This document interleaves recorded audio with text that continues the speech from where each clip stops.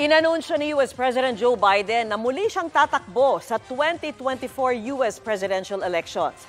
Ngayong araw, naglabas si President Biden ng re-election campaign video. Posible niyang makatapat muli si dating US President Donald Trump na nauna nang nagsabing tatakbo muli siya sa 2024 US elections. Sa edad na 80, sinabi ni Biden na nakakuha siya ng doctor's note na nagsasabing fit for duty siya. At kung mananalo, 86 years old na si Biden pag natapos ang ikalawa niyang termino.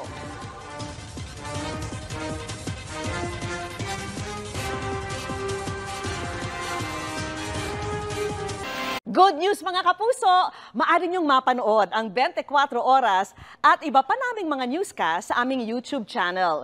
I-click lang ang subscribe button na lalabas sa screen. Sa mga kapuso abroad, maaari niyo kaming masubaybayan sa GMA Pinoy TV at sa www.gmanews.tv.